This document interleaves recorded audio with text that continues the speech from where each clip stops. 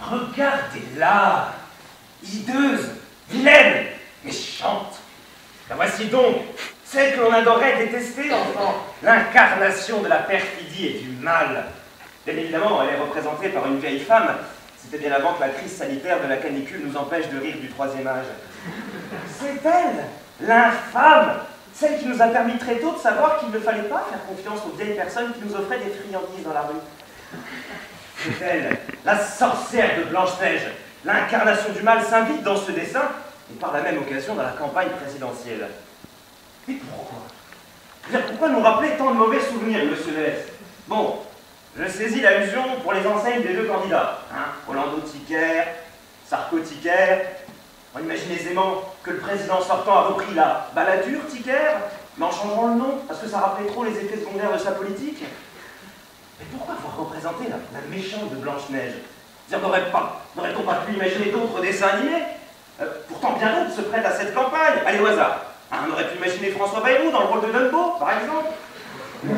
Allez, si on suit les conseils de Luc Châtel en la matière, François Hollande, l'éléphant du PS, dans le rôle de Babar.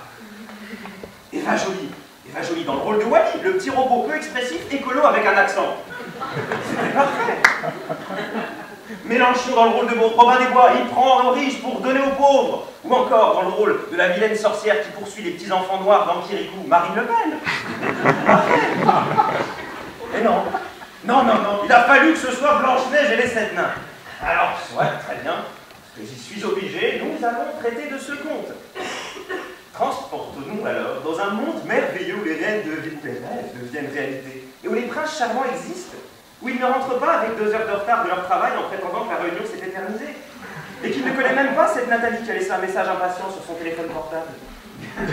Dans ce monde merveilleux, donc, un roi gouverne le royaume tout en haut de sa tour d'ivoire. Inquiet de sa popularité, il demande tous les jours à son miroir magique, selon la formule suivante: esclave du miroir magique, TNS Sofres Ipsos Le Figaro.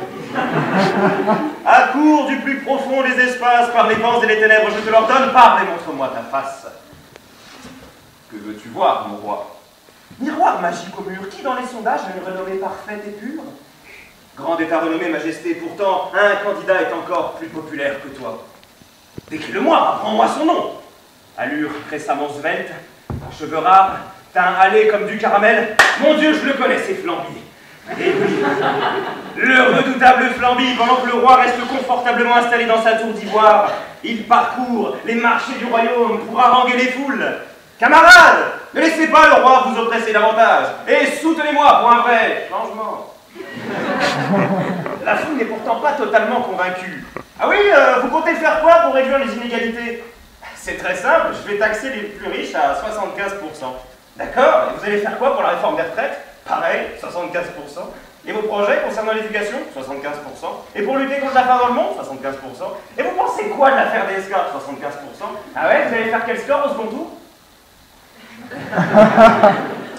Pendant ce temps-là, a lieu une réunion de crise au château du roi. Il faut d'urgence lutter contre la montée dans les sondages de Flandre.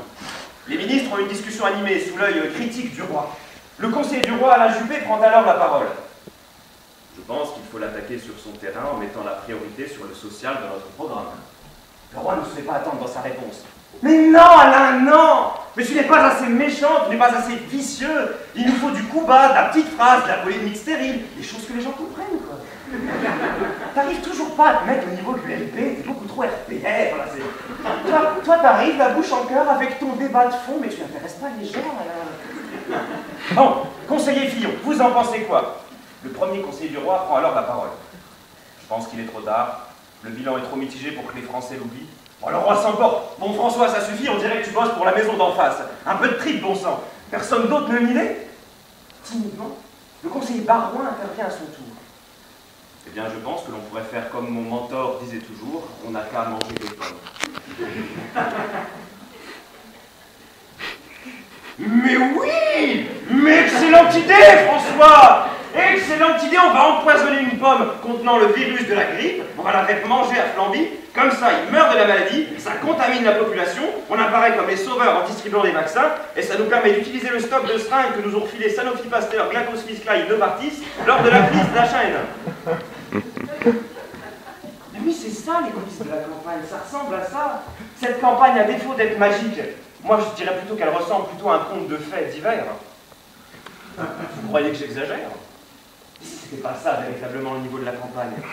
Où est-elle finalement notre place à nous dans ces débats? Que font-ils pour nous au final? À part nous prescrire des lois, des règlements et des ordonnances. Mais le fait est qu'il y a toujours de nouveaux noms génériques. Alors que peut-on espérer si ce n'est un éventuel effet placebo? C'est bientôt le second tour et les candidats jouent leur dernière carte, vitale, pour gagner cette élection. Mais si vous voulez mon avis, tout cela ressemble tout de même fortement à des contes d'apothicaires.